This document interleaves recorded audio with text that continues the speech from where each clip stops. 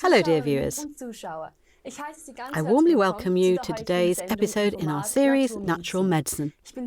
I am very happy that today I can ask a few questions to a movement scientist.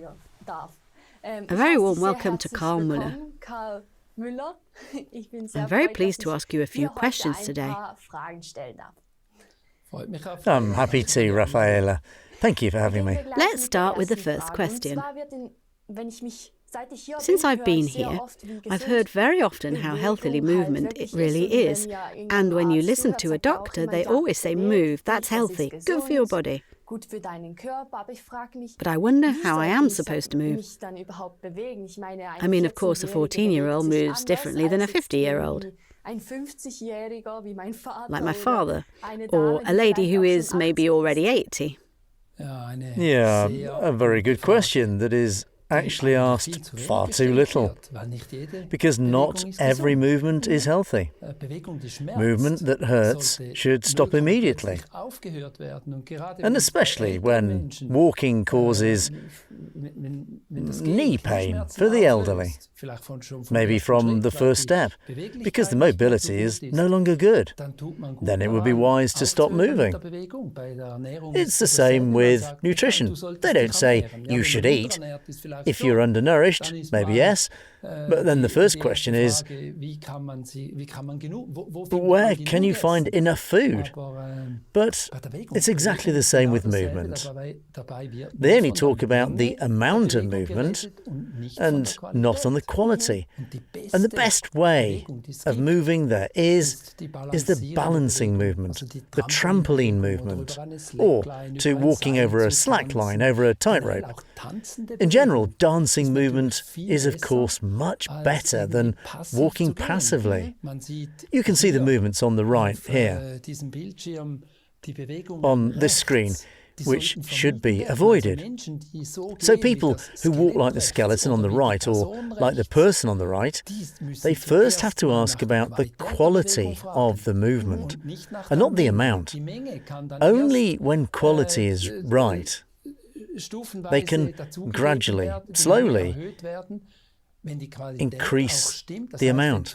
That is, if at least the pain is not there.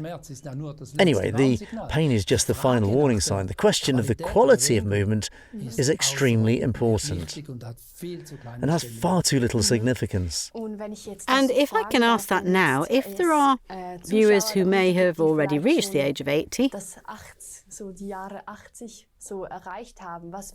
what would you recommend as a movement, a walk, or can you really recommend, if they feel no pain, to go jogging? Well, if you're not in pain, jogging is definitely less bad, because then you still have a certain potential until the pain comes. However, if the quality isn't right, then it's only a matter of time before the pain comes. The best exercise, as I mentioned, is trampolining. Everything that is balancing.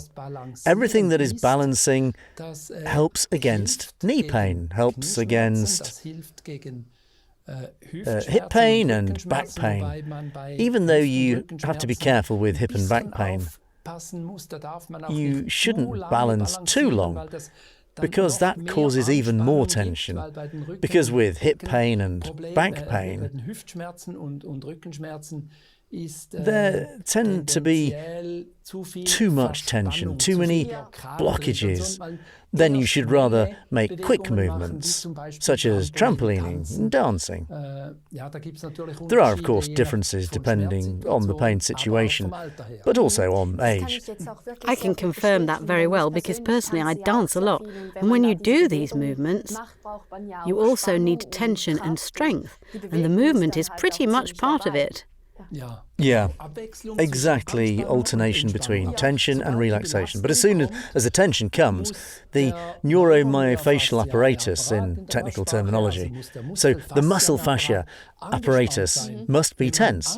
If you're tense, like you are when trampolining, if you're not tense, you collapse. But if the muscles are tense, then these muscles also act as shock absorbers, intrinsic shock absorbers for the joints. You mentioned the trampoline and the slackline for balance. Would you like to briefly explain what a slackline is? Maybe not everyone knows that. A slackline is like a rope that you walk over, but it's not a rope, it's a ribbon. Like a rubber band? It's actually not rubber. It's quite, well, rubber can be stretched, and this tape can't be stretched that much. It's more of a fabric tape, so made of textile material without rubber fibres, but because it is so long, it has a slight stretching effect. When you stand on it or walk over it, it actually swings like a rope. When you walk on a tightrope, it's not that stretchy either. It's simply a wider rope for tightrope walking, but a wider ribbon made of fabric. Then I have another little question. You mentioned before, as soon as something hurts, you should stop doing it.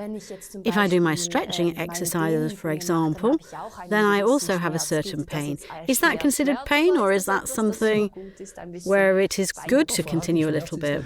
Great question. Pain is not pain. There is stabbing pain, there is dragging pain, there is inflammatory pain, and the pain associated with osteoarthritis, for example, or where osteoarthritis is behind it, is more of a stabbing pain. It's not a dragging pain. When stretching, it's more of a dragging pain, and then it also subsides. If you stretch and stay for a minute, the pain subsides. It's the same as physiotherapy. When you do fascia therapy, when you push down with the fascia roller or something, and then don't just move it back and forth, but stay there, then the pain subsides because the adhesion has released. The same is also true of the stretching pain, which subsides as soon as the adhesion subsides. And I think that's also a very good thing, because with movement the body is fit. If you stretch a bit, it remains elastic and flexible. Yeah, exactly. That is the goal, staying elastic and flexible. Until old age. Exactly, until the last breath. Let's continue. Let's say I really want to move now. I am motivated this week, but next week the motivation stops a bit, but I have a subscription and I go every Monday for 45 minutes with my trainer in the gym and have to do these exercises. But I don't feel like doing it and count the minutes. I wonder if it is still good to do this sport, also mentally, how the body can, so to speak, also enjoy this movement. You know what I mean? Yeah, of course.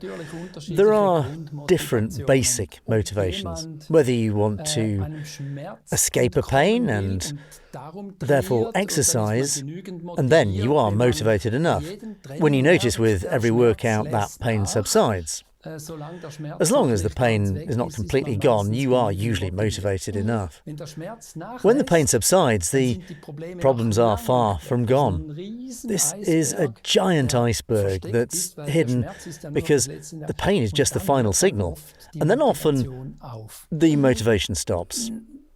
Also, when you're doing high-performance sports, like you two, I heard, then you have to overcome yourself, and you always have to overcome yourself during training. If the coach can make it varied, and the training in high-performance sport, as well as in therapy, should also be varied. Because multi-sport training it's more fun, more motivating, and gets you further. It's extremely important that you don't always do the same exercises. A footballer just wants to play with the ball, but they have to stretch too. They have to do complementary training so that they can compensate for muscle imbalances.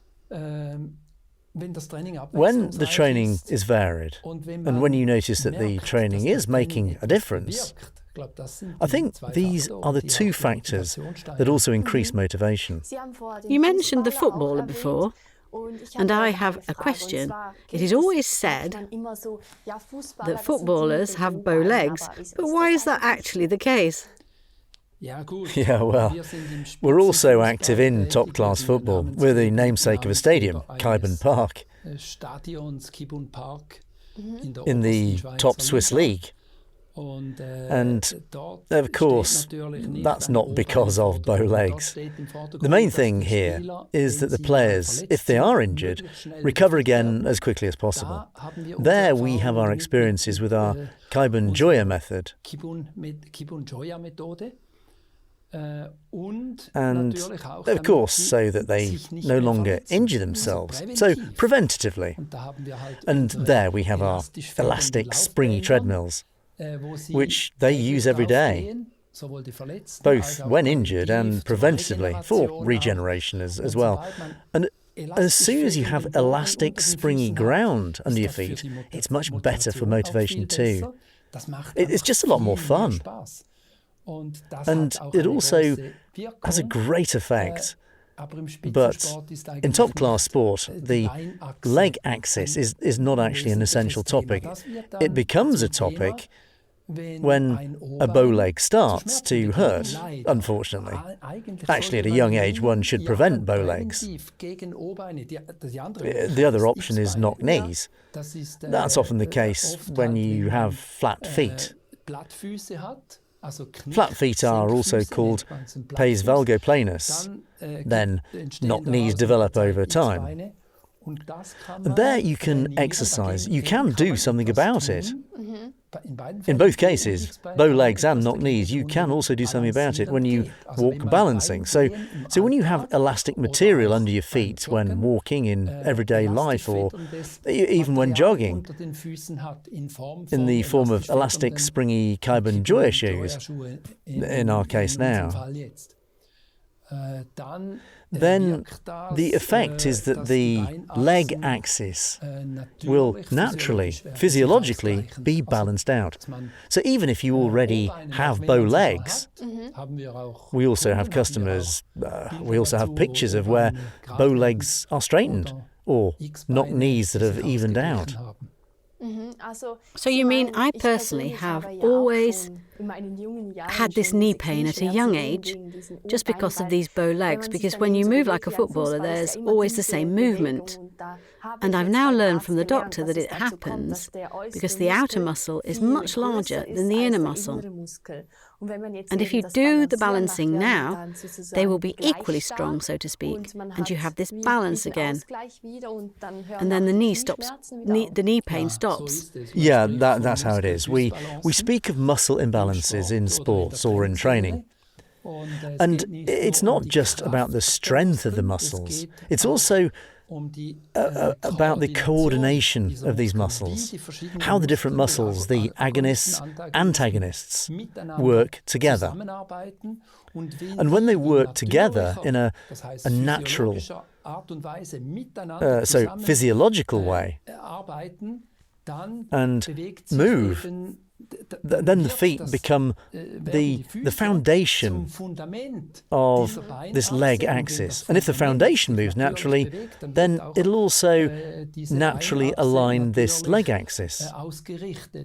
That means physiologically aligned straightly. And that is best and easiest possible if simple in everyday life. You walk balancing, walk through the world all day from morning to evening.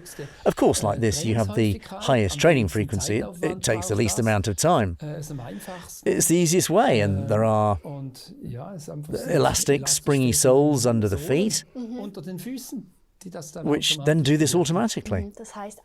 That actually means I should have a bit of a guilty conscience now that I laughed at my father beforehand, that he's an athlete now on his trampoline.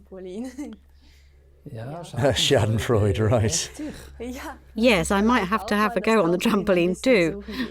Yeah, the trampoline is very good because on the trampoline you balance when trampolining. then you balance your muscles. And this means the muscle imbalances are made to disappear. And the leg axes are also physiologically aligned. And maybe you get a subtle sore thigh. Yeah, because it's unusual, of course. So you're probably addressing front thighs, the quadriceps muscles, if you use them in an unusual way. What you do with your thighs every day doesn't make them burn. It only starts to burn when you do something with the thighs what you don't do every day. And if you trampoline regularly, of course, regularity is important, or you walk on elastic, springy shoes, then you balance it all so well. Also together with the hamstrings, with your back thigh, that the burning sensation no longer occurs. My question is now, I always feel like the feet are connected to the knee and that goes up to the hips. But when that starts with the back, you somehow have this posture, like the Hunchback of Notre Dame or something like that. The shoulders are always forward.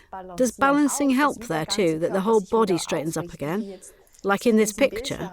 Yeah, exactly. You can see that in these skeletons that we created ourselves in our laboratory. These are not just any fantasy skeletons, but if you look at the skeleton on the right, then it's representative of how most people move.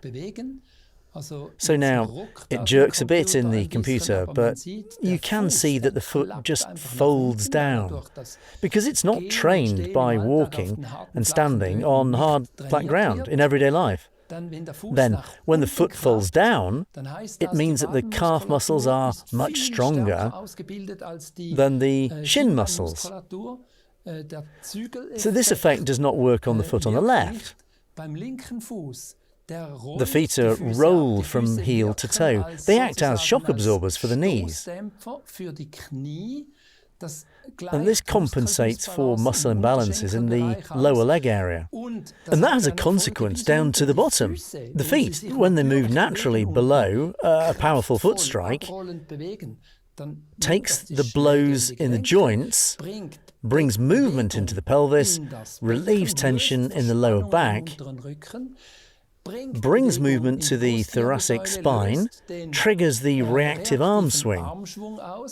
You can see that the arm swing of the skeleton on the right is blocked because the hinge, the pelvic hinge at the bottom, it's locked. The arm can't be released at all.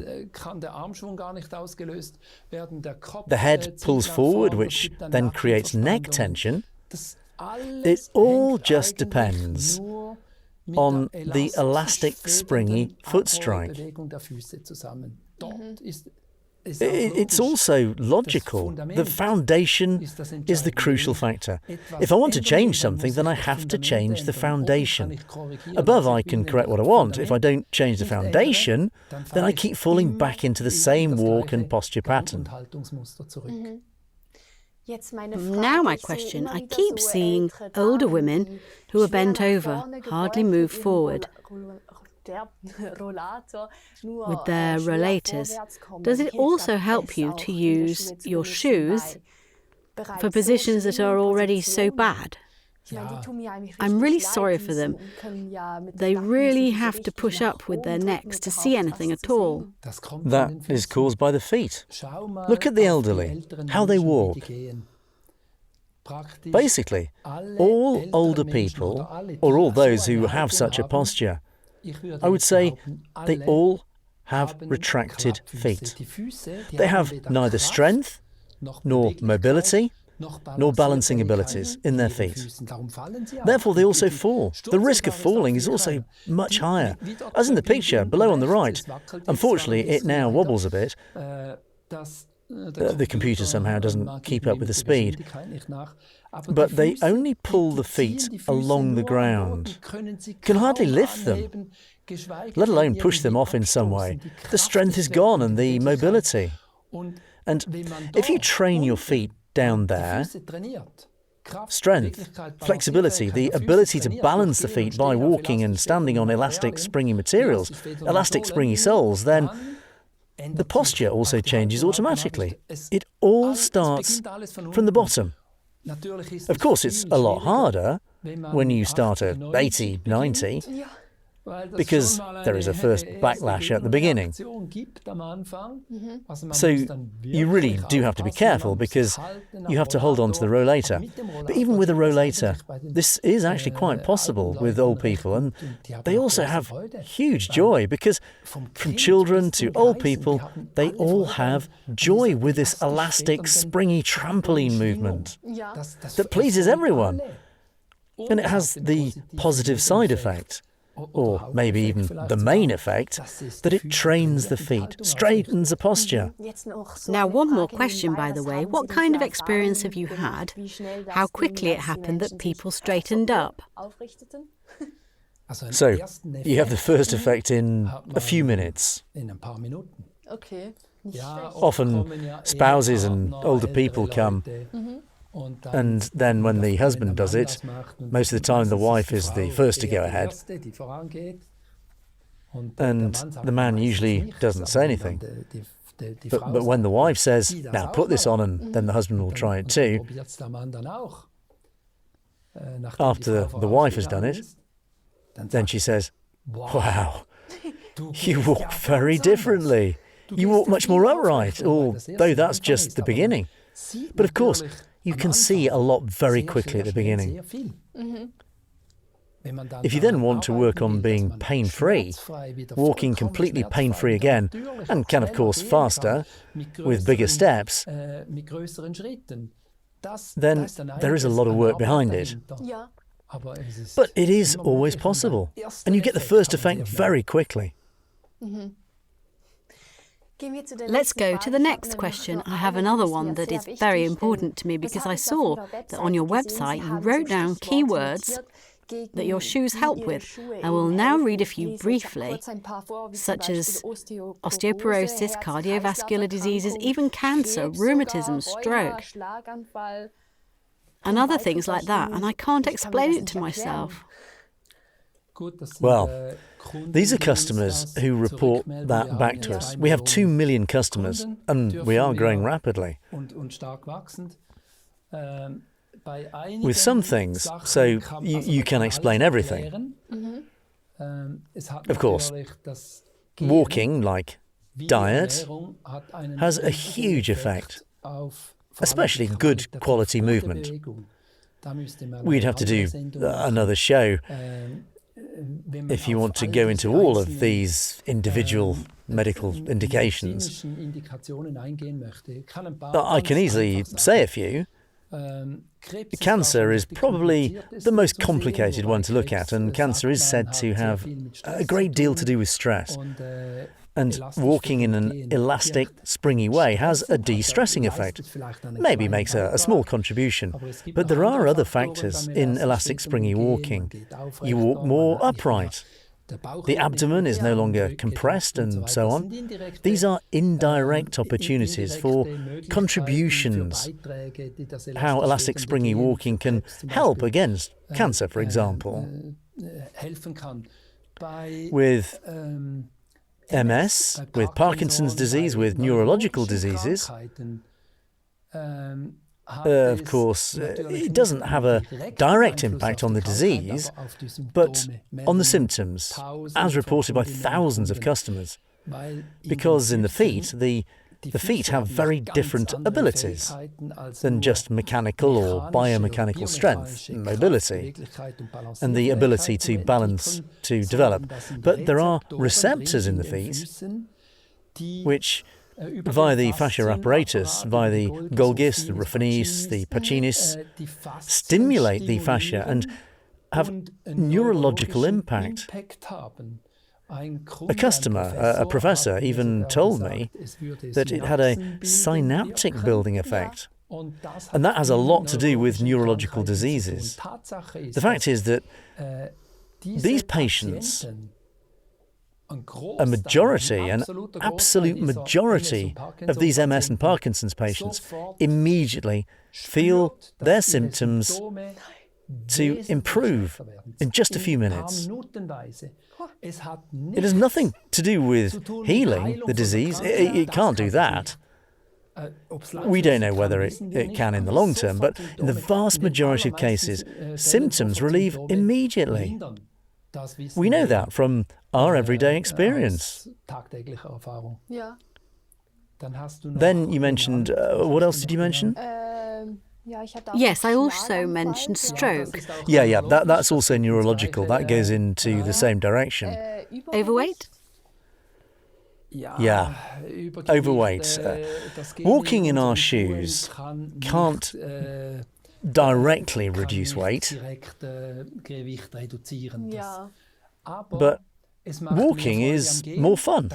Then you walk more, you enjoy it more, you walk more, and so it can indirectly serve that purpose. Where it can serve more directly is if, from being overweight, diabetes develops. Then you have a much better pressure distribution in the feet and relief, where the feet begin to bleed, develop painful polyneuropathy.